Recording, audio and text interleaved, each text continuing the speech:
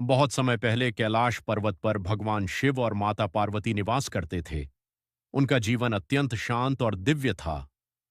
एक दिन माता पार्वती स्नान करने जा रही थीं, लेकिन उन्हें चिंता थी कि कोई बिना अनुमति अंदर न आ जाए। इसलिए उन्होंने अपने शरीर के उबटन, हल्दी और चंदन से एक सुंदर और तेजस्वी बालक की रचना की और उसमें प्राण डाल दिए। उन्होंने उस बालक से कहा, तुम मेरे पुत्र हो, तुम्हारा नाम गणेश है। जब तक मैं स्नान कर रही हूं, तुम द्वार पर पहरा देना और किसी को भी अंदर मत आने देना। बालक ने आज्ञा का पालन किया और द्वार पर पहरा देने लगा। वही बालक आगे चलकर गणेश कहलाए। कुछ समय बाद भगवान शिव वहां लौटे और अंदर जाने लगे। गणेश जी ने उन्हें रोक दिया और कहा, मेरी माता ने आदेश दिया है कि बिना अनुमति कोई अंदर नहीं जा सकता। शिव जी ने समझाया कि वे इस घर के स्वामी हैं, लेकिन गणेश जी अपने कर्तव्य पर अडिग रहे। धीरे धीरे यह विवाद बढ़ गया।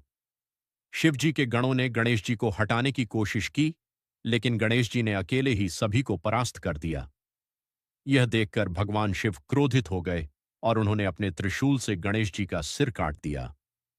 जब माता पार्वती बाहर आईं और अपने पुत्र को इस अवस्था में देखा, तो वे अत्यंत दुखी और क्रोधित हो गईं। उनका क्रोध इतना भयानक था कि उन्होंने पूरे ब्रह्मांड को नष्ट करने की चेतावनी दे दी। सभी देवता भयभीत हो गए और भगवान शिव से समाधान की प्रार्थना करने लगे। भगवान शिव को अपनी भूल का एहसास हुआ। उन्होंने तुरंत अपने गणों को आदेश दिया कि वे उत्तर दिशा में जाएं और जो पहला जीव मिले उसका सिर लेकर आए। गणों को सबसे पहले एक हाथी मिला, वे उसका सिर लेकर लौट आए। भगवान शिव ने उस हाथी का सिर गणेश जी के शरीर पर लगा दिया और उन्हें पुनर्जीवित कर दिया। जैसे ही गणेश जी जीवित हुए, चारों ओर खुशी की लहर दौड़ गई। माता पार्वती का क्रोध शांत हो गया और वे अपने पुत्र को पाकर प्रसन्न हो गईं। तब भगवान शिव ने घोषणा की, आज से गणेश जी सभी देवताओं में प्रथम पूज्य होंगे। किसी भी शुभ कार्य की शुरुआत इनके बिना नहीं होगी। ये विघ्नों को दूर करने वाले विघ्नहर्ता कहलाएंगे।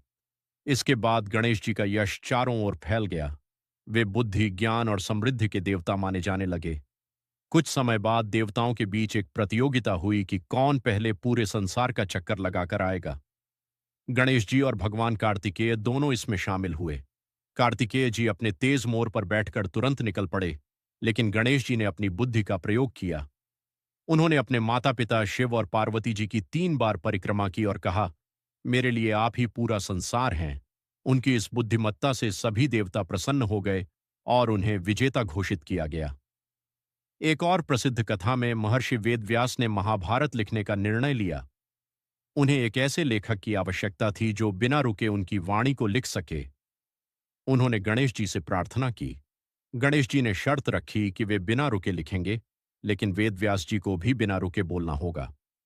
वेदव्यास जी ने भी शर्त रखी कि गणेश जी हर श्लोक को समझकर ही लिखेंगे। इस प्रकार महाभारत की रचना शुरू हुई। जब लिखते लिखते गणेश जी की कलम टूट गई तो उन्होंने बिना रुके अपना एक दांत तोड़कर उसे कलम बना लिया और लिखना जारी रखा। इसी कारण वे एक दंत कहलाए। इस तरह गणेश जी केवल शक्ति के ही नहीं, बल्कि बुद्धि, धैर्य और समर्पण के भी प्रतीक हैं। इसी प्रकार एक बार की बात है, गणेश जी अपने भक्तों के यहाँ से बहुत सारा प्रसाद खाकर अपने वाहन मूषक चूहे पर बैठकर वापस लौट रहे थे। उनका पेट भरा हुआ था और वे बहुत प्रसन्न थे। रास्ते में अचानक उनका वाहन मूषक एक सांप को देखकर डर गया और उछल पड़ा। इससे गणेश जी नीचे गिर गए और उनका पेट फट गया, जिससे सारा प्रसाद बाहर आ गया। गणेश जी ने तुरंत प्रसाद को वापस अपने पेट में भर लिया और उस सांप को पकड़कर अपने पेट के चारों ओर लपेट लिया, ताकि पेट फिर से न फटे। यह सब दृश्य आकाश में बैठे चंद्रदेव देख रहे थे। गणेश जी की यह स्थिति देखकर चंद्रदेव हंस पड़े। चंद्रदेव का यह अहंकार और उपहास देखकर गणेश जी को बहुत क्रोध आया। उन्होंने चंद्रदेव को श्राप दिया, तुम्हारा यह घमंड तुम्हें भारी पड़ेगा। आज के बाद जो भी तुम्हें देखेगा उस पर झूठा कलंक लगेगा। यह श्राप सुनकर चंद्रदेव घबरा गए।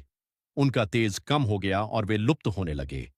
तब सभी देवता चिंतित हो गए और उन्होंने गणेश जी से विनती की कि वे अपना श्राप वापस लें।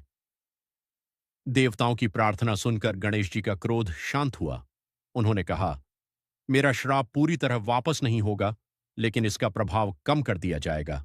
अब केवल गणेश चतुर्थी के दिन जो भी चंद्रमा को देखेगा उस पर झूठा कलंक लग सकता है।